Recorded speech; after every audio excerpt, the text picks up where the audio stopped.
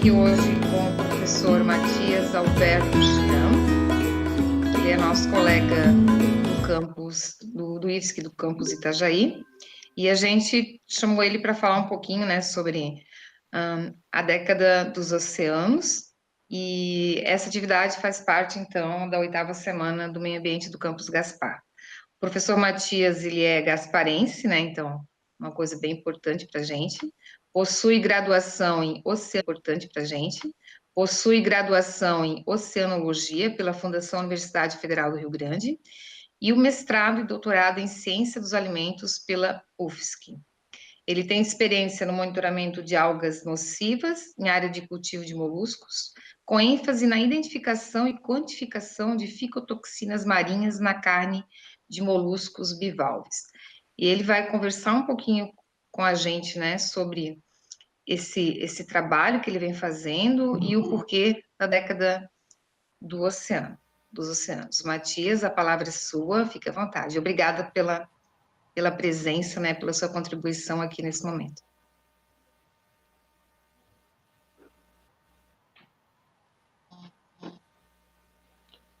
Obrigado, Graciane. Boa tarde a todos, né? É um prazer estar sempre falando para os nossos colegas, nossos acadêmicos, servidores, que gostam desse tema, né? Que hoje o tema são os oceanos. Para mim é um prazer falar sempre desse tema.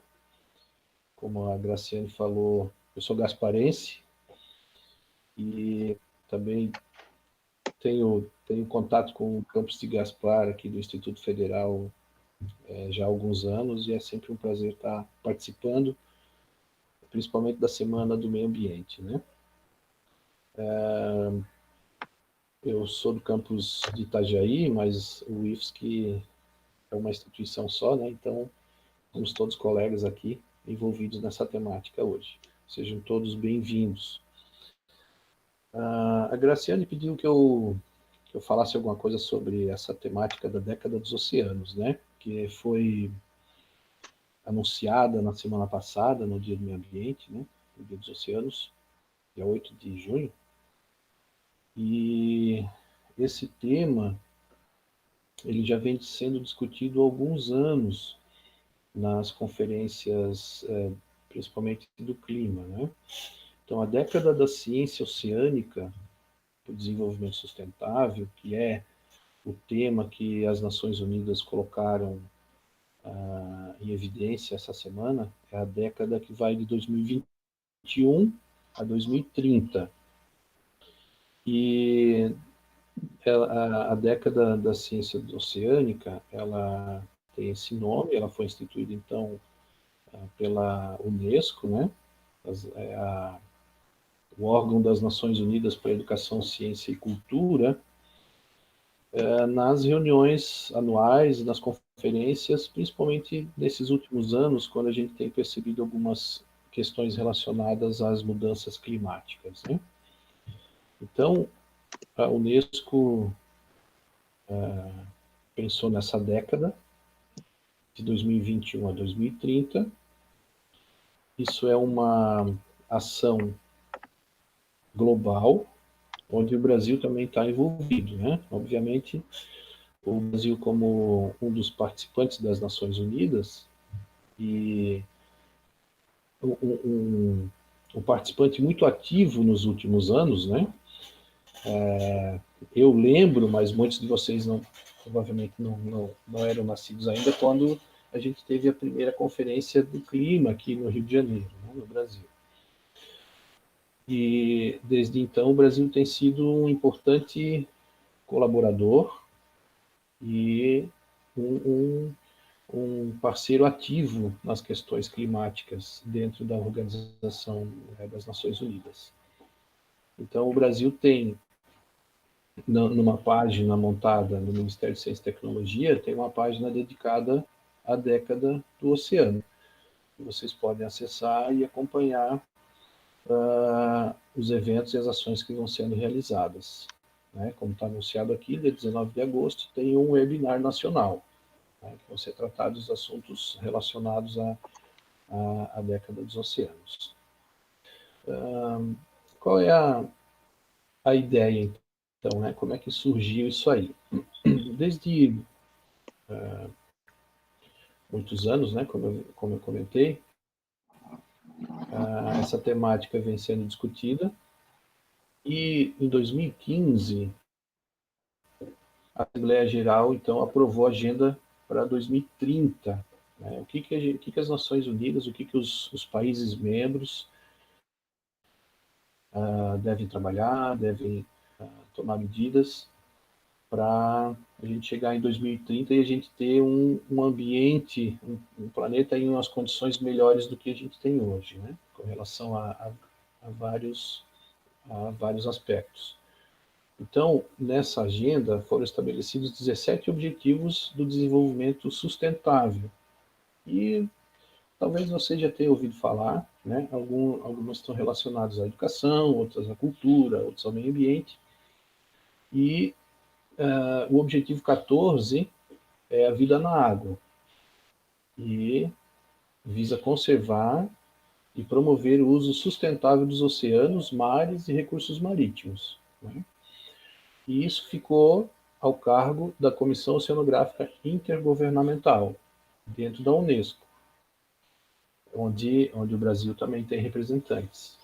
Então, ele está preparando, essa comissão oceanográfica está preparando um plano de implementação da década dos oceanos para definir um conjunto de avanços científicos e tecnológicos de alto nível necessários ao alcance de 6 resultados sociais desejáveis. Então, aqui estão os principais objetivos dentro os objetivos específicos, né, dentro desse objetivo 14. O que a gente pretende? A gente pretende, em 2030, ter um oceano limpo, né? Ou pelo menos mais limpo do que a gente encontra hoje. Um oceano mais saudável e resiliente. Que a gente tenha algumas previsões mais claras do que está acontecendo com os nossos recursos, né? Com relação ao clima, a interação com a atmosfera. Um oceano mais seguro, né? Seguro do ponto de vista tanto de navegação, como do ponto de vista de recursos alimentares, né? E também do ponto de vista climático. Né? Então, esses objetivos específicos eles se interrelacionam bastante. Que a gente tenha um oceano sustentável e produtivo, né? Transparente e acessível. Então, são conceitos que estão dentro desse objetivo 14 relacionado à vida na água. São ações que devem ser desenvolvidas em conjunto com a sociedade civil, entre governos, instituições de pesquisa, todos devem estar engajados com esses objetivos, né?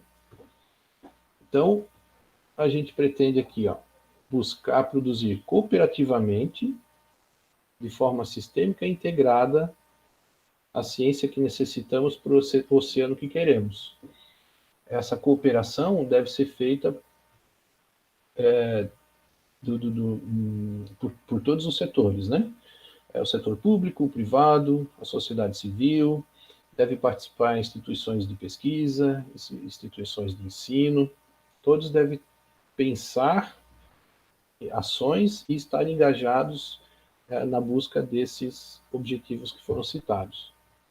A comunidade acadêmica, a comunidade científica oceânica está diante de uma oportunidade histórica para unir esforços e envolver governos e organismos internacionais em direção ao oceano que precisamos para o futuro que queremos. Né? Essas são as palavras aqui que eu grifei, né, que eu tirei da página do Ministério de Ciência e Tecnologia, porque a gente muitas vezes não pensa, primeiro, no oceano que a gente tem e a importância que ele tem para a vida no nosso planeta, né? E em cima disso, a gente definir o oceano que a gente precisa. né, para dar as condições para o futuro que a gente quer. Né? Então, isso a gente deve agora tentar refletir. Da mesma forma que a Amazônia tem a sua importância, né, que tem sua característica de floresta tropical, que tem a sua relação com o clima na América do Sul, produzindo oxigênio, produzindo umidade, levando chuvas a algumas regiões, os oceanos, que cobrem 70% do planeta, também têm uma importância muito grande na distribuição de energia, na distribuição de calor, na produção de oxigênio e de alimentos para a humanidade. Então, a gente tem que pensar o oceano de uma forma muito mais integrada à nossa vida do que aquele corpo d'água gigante que a gente não vê o outro lado, né? Que parece que não tem relação com a gente. Mas ele é muito mais ligado ao nosso dia a dia do que a gente imagina. Então, a principal motivação para a década das Nações Unidas da Ciência Oceânica é unir esforços de todos os setores relacionados ao mar para reverter o ciclo de declínio na saúde do oceano e criar melhores condições para concretizarmos o desenvolvimento sustentável. Então, aqui está de novo, né? Reverter o ciclo de declínio na saúde dos oceanos. Nós estamos percebendo que o oceano está doente, né? O oceano está sofrendo em consequência de uma série de fatores, que eu vou pontuar alguns,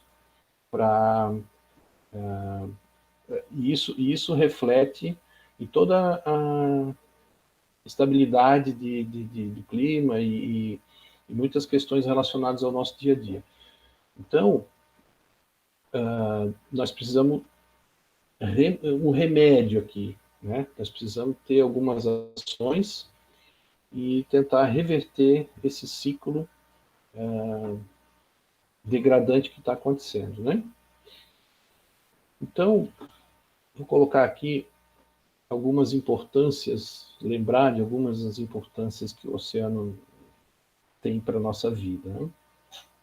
Olha só, 50% do oxigênio que é produzido que nós consumimos, 50% do oxigênio que é produzido e que nós consumimos, que está na atmosfera, é produzido pelo fitoplâncton que está nos oceanos. Os outros 50% são as florestas, praticamente. Então, como o nosso corpo tem 2 pulmões, né? O nosso pulmão é 2 metades, pulmão direito e pulmão esquerdo. Então, no nosso planeta também tem 2 pulmões. Um são as florestas e outros são os oceanos. E os oceanos também fixam uma enorme quantidade de carbono nesse processo de fotossíntese. Né? Para a produção de oxigênio é preciso fixar carbono, produzir biomassa, que são os organismos fotossintetizantes que fazem isso, e retirando o carbono da atmosfera, produzindo oxigênio. Isso é assim há milhões de anos. Então, nós temos uma certa estabilidade de concentração de carbono na atmosfera em função desse equilíbrio. Os oceanos também representam uma grande fonte de alimentos para a humanidade. A grande parte da proteína consumida por nós vem dos oceanos, né? Todo pescado capturado, todo pescado que é produzido na aquicultura, vem dessa cadeia alimentar baseada no fitoplâncton e que depois produz muita biomassa e que a gente está utilizando, certo? Uma outra importância muito grande dos oceanos é no equilíbrio do clima no planeta. Então, todo o mecanismo de distribuição de calor e a regulação climática está relacionada aos oceanos. Os oceanos recebem energia do Sol e as correntes marinhas levam esse calor, essa energia, né, na forma de temperatura, né? O calor dos oceanos na água é distribuída em função das correntes oceânicas. E isso tem uma interação muito íntima com a circulação climáticas. A gente tem alterações no clima, como a gente vem percebido. Tem registros, né? Já está muito evidente, não são mais suposições, são evidências muito fortes dessas alterações climáticas que o mundo está sofrendo. Então, né, o que está acontecendo com os oceanos? Eles estão, como dizia o texto, né, anteriormente, tem um ciclo, um declínio na saúde dos oceanos. E de que forma é isso? Uma ameaça que os oceanos estão sofrendo com relação e que essa ameaça nos afeta diretamente, né? Quer dizer, tudo é relativo no final das contas, é relativo ao nosso ponto de vista, né? A temperatura média das águas, tanto na superfície do mar como no fundo, está aumentando. Isso é fato, isso é evidente. Então, essas manchas avermelhadas aqui, onde estão representando as altas temperaturas, né? Mais altas temperaturas do mar. E essas em azul aqui, os polos, que são as temperaturas mais baixas, essa região de águas mais quentes, ela está aumentando. Está indo lentamente mais para o norte, lentamente mais para o sul. Isso é um problema. Né? Isso pode ter consequências no clima, como realmente tem. Né? Aqui tem um gráfico, talvez está muito pequenininho aí para vocês, mas as linhas vermelhas aqui em cima mostram registros de médias de temperatura nas camadas superiores do oceano, estão aumentando, e aqui registros nas linhas azuis de temperaturas em profundidade, né? Em grandes profundidades, inclusive, 2.000, 3.000 metros de profundidade, a gente está percebendo um leve aumento na temperatura, certo? Então não é só na superfície que está esquentando, lá no fundo também, lentamente, as médias de temperatura vão mudando. E isso afeta, por exemplo, o derretimento do gelo de geleiras e calotas polares. Né? Porque se a gente tem águas oceânicas mais quentes e elas circulam, né, estão sendo distribuídas por todo o planeta através das correntes marinhas, e a temperatura da superfície do mar aquece a atmosfera ligeiramente superior, aquece o ar, né, da atmosfera, a gente tem uma temperatura média global do ar também aumentando. Isso faz com que o gelo derreta. Né? Isso é um problema? Já aconteceu isso antes, né? Quando a gente teve épocas de glaciação e as épocas entre as glaciações. Então, isso já ocorreu no passado histórico do nosso planeta, mas não na velocidade tão grande como a gente tem percebido. E isso vai influenciar, por exemplo, na elevação do nível do mar. Aqui tem um mapa global imaginando a elevação do nível do mar em torno de 100 metros acima do que é o nível hoje. Né? Isso é uma previsão bem catastrófica, né? E pode acontecer nos próximos 150 anos, por exemplo. Tem uma estimativa de, pelo menos, se a gente derreter todo o gelo que tem na Groenlândia, todo o gelo que está sobre o continente da Groenlândia aqui, isso elevaria o nível do mar entre 8 e 10 metros. E se a gente derreter todo o gelo que tem sobre a Antártica, isso elevaria o nível do mar em mais 60 a 65 metros, por exemplo, né? Mais ou menos por aí. E então, só aqui a gente tem Só que a gente tem em torno de 70 metros a mais no nível do mar, com esse gelo. Se a gente considerar o gelo que tem em outros pontos altos do planeta, e se a gente considerar também a dilatação da água em função do aumento da elevação da temperatura média, a gente tem aí possivelmente uma diferença de 100 metros a mais do que a gente tem hoje. Né? E se isso acontecer, bom, o nosso litoral de Santa Catarina aqui ele desaparece, né? Desaparece também todo o Uruguai, metade do Rio Grande do Sul, e enfim, desaparece boa parte do que a gente tem hoje de continente, e a gente tem que lembrar que praticamente 90% da população do mundo vive perto do mar, né? Em regiões mais costeiras. Então, isso nos próximos 100, 150 anos vai ser um problema seríssimo. Eu falei das correntes oceânicas, né? Vamos falar um pouquinho aqui também do, do impacto que, que, que a gente está percebendo no oceano na redução de fluxo dessa circulação termalínea, que é o nome dado para essa circulação oceânica provocada pela diferença de temperatura e de salinidade, né, da densidade da água, onde a gente tem nas linhas quentes, nas linhas vermelhas aqui representando a água quente, e nas linhas azuis representando água fria. A gente percebe que aqui no norte, nessas bolinhas amarelas aqui e aqui no sul, são regiões onde a água quente ela vai esfriando e ela afunda para ter o retorno, né, para outras áreas. E assim tem várias regiões onde a água vai afundando e tem regiões onde a água vai subindo, e por isso que o calor recebido do Sol, ele é distribuído para áreas diferentes do planeta.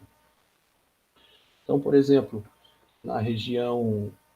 essa região da Europa aqui, ela é aquecida hoje, ela é aquecida pela água quente da corrente do Golfo, que leva calor para aquela região.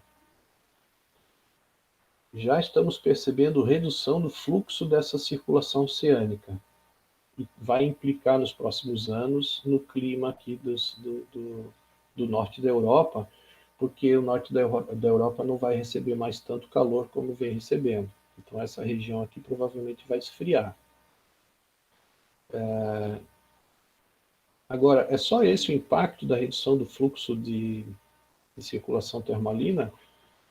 A gente não sabe exatamente o que tudo pode acontecer, porque essas correntes também são rotas de migração de várias espécies.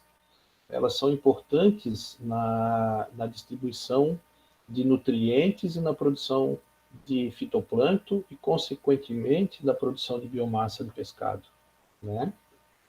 Então, percebo como a gente pode, de repente, chegar a ter um colapso na produção de pescado em função de mudanças de correntes oceânicas. Pode quebrar um país, vamos supor aí, se o Chile, como é um produtor muito forte de pescado, se de repente a circulação afetar aquele país, eles quebram economicamente por não ter mais pescado naquela área.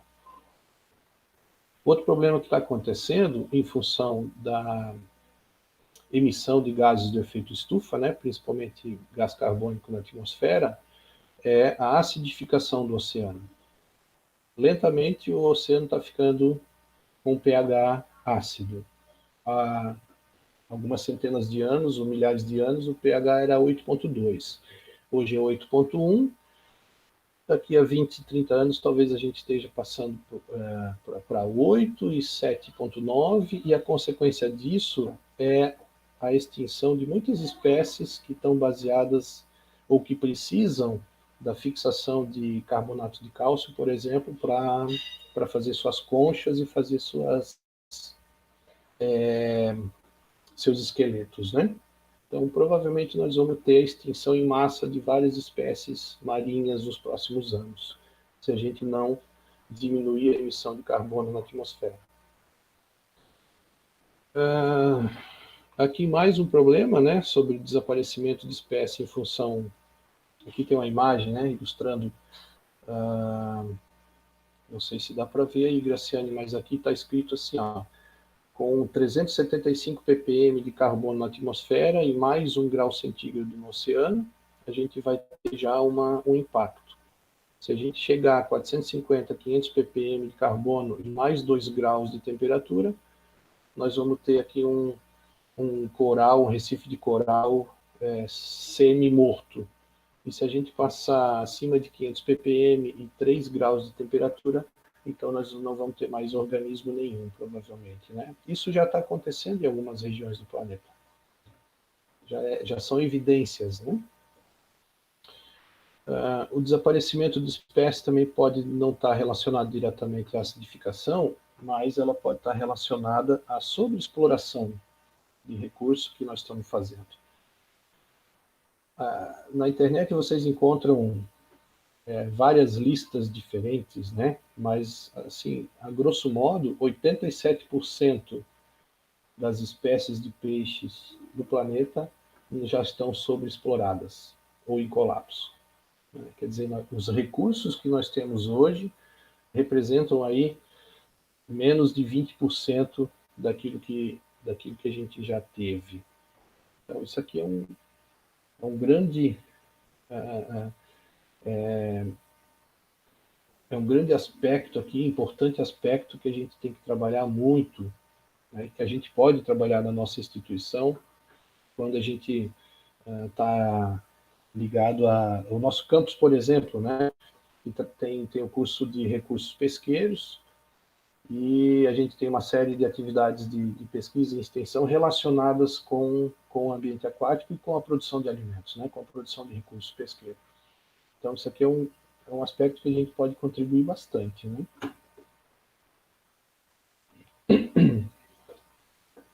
Outra situação que vem sendo falado bastante nos últimos anos, e eu lembro de ter, no campus de Gaspar, assistido uma palestra sobre o resíduo plástico, né, e a separação e a importância disso aqui, de a gente reduzir a utilização e a gente evitar de lançar resíduos de qualquer forma no ambiente, né? Olha só onde isso pode chegar. O oceano é o lugar onde tudo acaba lá, né? A chuva leva as coisas para lá, os ventos levam as coisas para o oceano, e a gente hoje está encontrando em alguns lugares do oceano esse tipo de situação, onde a contaminação não é só visual desse tipo de material plástico, mas ela também de compostos químicos de diversas naturezas, né, como pesticidas, fármacos, drogas, resíduos poluentes químicos, metal pesado, enfim, tudo acaba acumulando lá no oceano. E as consequências vão além dessas imagens aqui, né? Vocês vejam que mesmo aves e tartarugas, né, se alimentam desse tipo de material e acabam morrendo. Então as consequências vão muito além do que está exposto aqui. Para ilustrar aqui mais próximo da gente, talvez vocês já ouviram falar dessa pesquisa aqui. Aqui tem uma representação das contaminações, né? Contaminação de poluentes orgânicos persistentes, né? Como eu falei, pesticidas, metais pesados, produtos que são utilizados na indústria, né? Como no plástico mesmo, né? Bisfenol e outros polímeros que são compostos químicos que são utilizados na confecção de polímeros, acabam permanecendo na água, contaminando a água e permanecendo por muitos anos. Isso lentamente vai acumulando na cadeia trófica principalmente no material mais gorduroso, né, no fígado dos animais e nas gorduras, e vão acumulando na cadeia trófica e vão afetando esses organismos que vão se alimentando nessa cadeia trófica. E aqui, para ilustrar, uma pesquisa que foi feita recentemente no Brasil, que a legislação brasileira, ela considera um ensaio oficial de 27 compostos agrotóxicos diferentes na água, apenas 27 das centenas de que estão liberados para utilização, somente 27 estão postos na legislação para ser analisados na água. E olhem o mapa aqui da distribuição. Tudo que está em roxo foi encontrado todos os 27 compostos na água. O que está em vermelho foram encontrados de 14 a 26. O que está nesse amarelinho aqui, entre 1 e 13. E nas outras áreas, ou não foi pesquisado ou não foi encontrado. Né? Então, vocês veem que nós temos o ambiente, as nossas águas, o nosso patrimônio hídrico no Brasil, ele está contaminado. E toda essa água ela vai drenar para o oceano, certo? Bom, então, acho que eu mostrei aí a importância dos oceanos e alguns aspectos que a gente pode estudar e pode tentar contribuir de alguma forma, né? Tentar motivar os alunos aí a fazer seus projetos e fazer seus trabalhos relacionados à preservação dos oceanos. Eu vou ficar bem feliz se no futuro eu encontrar vocês como colegas oceanógrafos, de repente. Então eu vou falar agora mais, talvez uns 5 minutinhos só, sobre o nosso laboratório de algas nocivas no campus Itajaí. O que a gente faz lá? O que a gente tenta fazer, né? Nós temos atividades de ensino, pesquisa e extensão, né? Então a gente atende aos nossos alunos e aos nossos projetos de pesquisa com alunos de graduação, pós-graduação e ensino médio. Felizmente a nossa estrutura é muito boa, né? Nós temos, para a parte de ecologia do fitoplâncton, nós temos microscópios AIS e microscópios Olympus, um total de 5 microscópios invertidos, muito bons para a gente poder ensinar e fazer os nossos trabalhos de identificação de espécies de microalgas. Nós temos cromatografia líquida, né, com um detector de fotodiodo para análise de toxinas aminésicas, parabenos na água e pigmentos, nas culturas de algas, que a gente também faz lá no laboratório. Temos também o espectrômetro de massas, que é utilizado para determinação de resíduos contaminantes, né? Além de toxinas diarreicas, paralisantes, toxinas de cianobactérias, alguns métodos para pesticida e para drogas, né? Alguma coisa para fármacos, né? Por exemplo, agora paracetamol, né? Muito utilizado, e esses remédios que são utilizados largamente por todos acabam na água e acabam chegando nos rios e no mar. Então, quanto disso nós já estamos percebendo?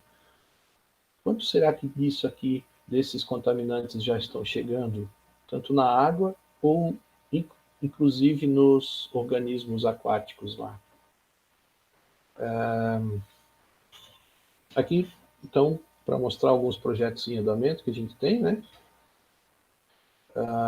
No curso técnico de recurso pesqueiro, por exemplo, tem um projeto sobre pigmentos fotossintetizantes e microalgas e microplástico em mexilhões. Aqui com vocês no campus de Gaspar tem um projeto, né, um projeto integrador tentando examinar e detectar, quantificar pesticidas nas áreas de cultivo de arroz, né, aqui do entorno de Gaspar, dos Alves. Projetos com alunos de graduação. Tem o desenvolvimento de um fotobioreator para estudar a ecologia de fitoplâncton e uma incubadora com iluminação LED. O LED, a gente consegue mudar os comprimentos de onda, né, e a cor da incubadora.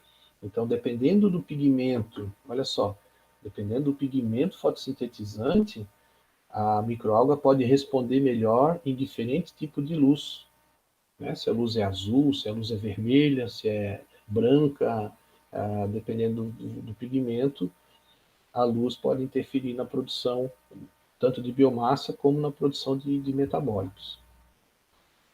No curso de mestrado, né, a gente tem alunos lá desenvolvendo projetos com análise de parabenos na água, o impacto na Lagoa de Peri em Florianópolis, cianobactérias e cianotoxinas e cultivo de tilápia, ecologia de fitoplâncton na reserva do Arvoredo, parâmetros oceanográficos com a captura de tubarão azul, enfim, a gente tenta fazer um pouquinho de ciência, né, com aquilo que a gente tem, com a nossa capacidade, que é limitada, né, obviamente, mas a gente procura fazer e contribuir um pouquinho, tanto para a ciência como para o desenvolvimento da sociedade, tentando aí relacionar com a sustentabilidade do ambiente, né, Graciane? Eu vou fechar aqui a minha fala com uma frase aqui do Jacques Cousteau, que foi um inspirador, um grande inspirador para mim, né, quando eu era moleque e não sabia o que ia fazer da vida, eu assistia muito os programas do Jacques Cousteau. E olha só o que ele escreveu. Tenho esperança de que um maior conhecimento do mar, que há milênios dá sabedoria ao homem, inspire mais uma vez os pensamentos e as ações daqueles que preservarão o equilíbrio da natureza e permitirão a conservação da própria vida. Então, eu acho que isso aqui fecha bem, né, com a temática da década dos oceanos, porque a gente tem que olhar de uma forma mais carinhosa, né? Quer dizer, nós temos que desenvolver a nossa mentalidade marítima para olhar para o oceano e reconhecer a importância que ele tem e que a gente depende dele, né? A vida no planeta depende dele. Se a gente não cuidar dos oceanos, não tem sentido a gente sobreviver, né? Outra espécie vai sobreviver, né?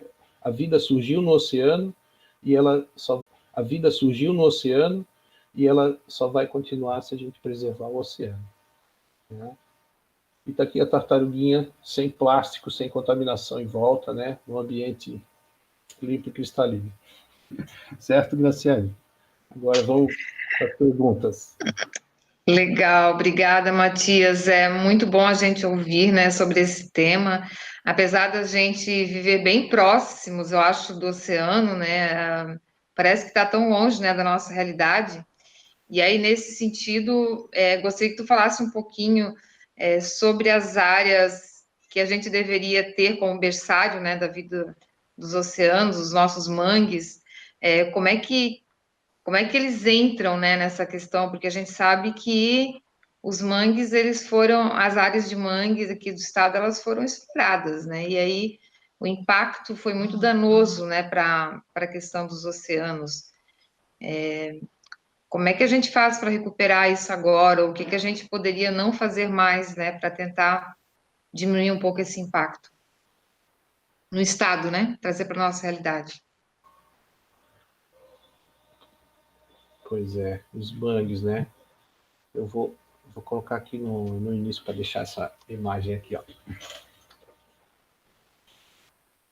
O mangue faz parte do ecossistema costeiro, né? Ele faz parte aí dessa interação entre o continente e o mar. E você falou que ele é um importante berçário, né? Ele é um importante berçário, não eu acho que esse conceito assim de mangue berçário ele já está um pouquinho diferente, já está um pouquinho mais abrangente. Enfim, mas assim, por que ele é considerado um ambiente berçário? Por que ele é um ambiente importante? ele faz essa conexão entre o continente e o mar, ele traz nutrientes, ele traz, por lixiviação, né, da água doce nos rios, a carga de material, tanto orgânica como inorgânica, ela vem escoando em direção ao mar. Quando chega nesse ponto do mangue de transição, dependendo da inclinação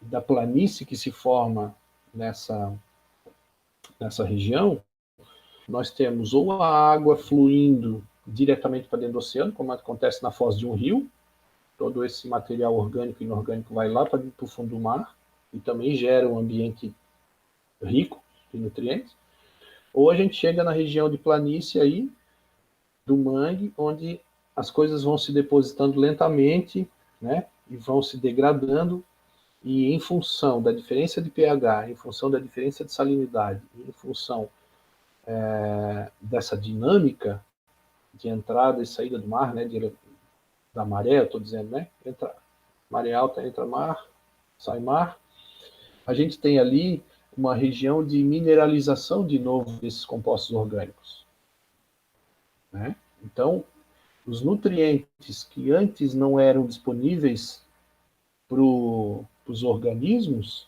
agora eles lentamente eles se tornam biodisponíveis nessa região de mangue. Então a gente está incorporando nutrientes e favorecendo o crescimento de plantas, o crescimento de fitoplâncton, a alimentação de larvas, a alimentação de filhotes de diversas espécies de organismos marinhos, né? Então esse é um ambiente muito favorável. Por que a gente não deu valor a isso? Né? Essa talvez é a pergunta.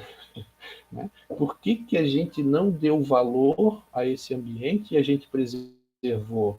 Por que a gente foi lentamente empurrando terra, né, e construindo casas, e porque tem mau cheiro, né? O mangue tem aquele lodo preto, né? A gente não percebeu, a gente não estudou o suficiente o mangue há anos atrás para dizer assim, esse ambiente tem que ser preservado, né? Aí alguém pode dizer, não, mas está na lei, a gente tem a lei de que o mangue tem que ser preservado, então vamos cumprir a lei, né? Se está posto que o mangue tem que ser preservado, assim como uma linha de costa, a duna de uma praia, não adianta reclamar para o prefeito dizer que o mar tá erodindo a praia e vai desbarrancar a minha casa.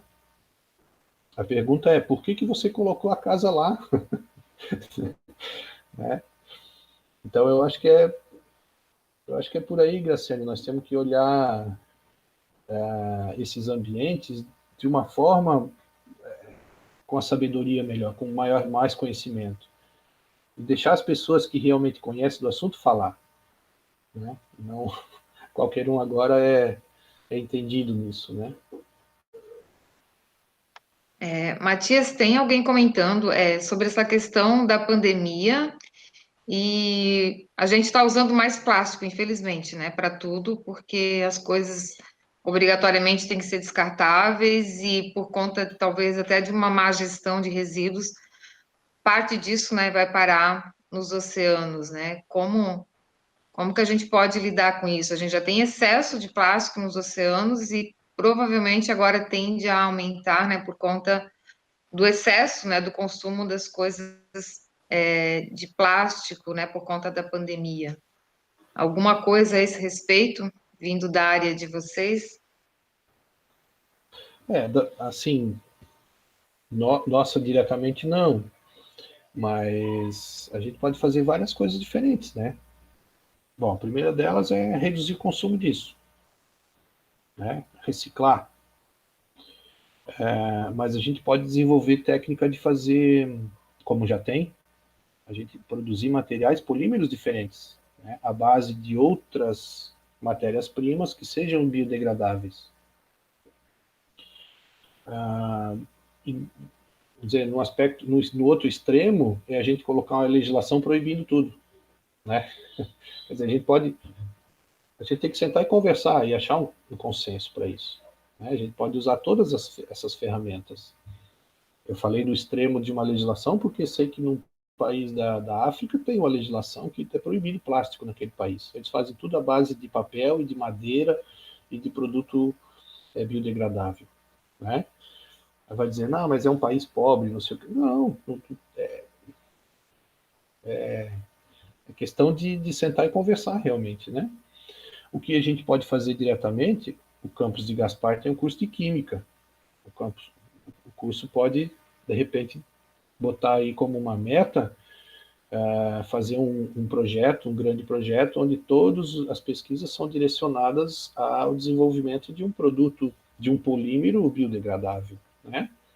Que utilize a casca do arroz, que utilize, sei lá, coisas que estão aqui no nosso entorno, né? Para a gente aproveitar subproduto da indústria que está ali do lado.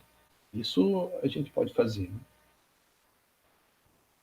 A gente até tem, se os alunos estão ouvindo, e o professor Daniel, né, e o Giovanni trabalham um pouquinho, né, com esse desenvolvimento desses bioplásticos, é bem importante. Acho que a ciência tem muito a contribuir nesse momento também, né, para a gente encontrar alternativas. A gente já está quase fechando o tempo, Matias. Eu não sei se tu queres comentar alguma coisa além do que a gente conversou sobre o teu laboratório ou a pesquisa que está sendo feita em parceria aqui com o Campus Gaspar. Eu acho que ficaria interessante, né, todo mundo saber um pouquinho desse trabalho teu e do Márcio. Sim, eu não lembro exatamente, acho que fui eu que procurei o Márcio, eu estava com essa demanda, mas isso já em função de, acho que uma turma até que já saiu do curso de Química, e tinha gente interessada em analisar pesticida na região, né, na água aqui da região de Gaspar, do Vale, e na época eu não tinha o espectrômetro de massa funcionando. E assim que o espectrômetro começou a funcionar, eu comecei a montar os métodos lá, eu voltei para o Márcio e disse, se tiver alguém aí interessado, de repente a gente faz um trabalhinho junto aí, né? E ele achou um grupo aí de 3 ou 4 alunos que começaram então a coletar as amostras, em Luiz Alves, aqui em Gaspar, em algumas regiões, no Ribeirão, né? No entorno da produção de arroz, coletando sistematicamente, para a gente verificar a presença de pesticidas nessas áreas. E os primeiros ensaios lá já mostraram que existem vários pesticidas sendo usados, né? E que eu também fiz junto com 2 alunos lá em Itajaí, foi coletar água do rio Itajaí e coletei água no laboratório. E eu percebi que até na água tratada aparece sinal de pesticida, né? Então a gente tem aí resíduos, né, potencialmente invadindo o nosso corpo diariamente, né? Mas aí fica aquela questão, né? Vamos produzir alimentos sem pesticida? Quanto pesticida? De que tipo? Quanto que isso vai fazer mal para a gente daqui 10 anos, daqui 50 anos? Porque a gente precisa de informação, né? E se a gente tem informação, a gente consegue gerenciar melhor o problema, né?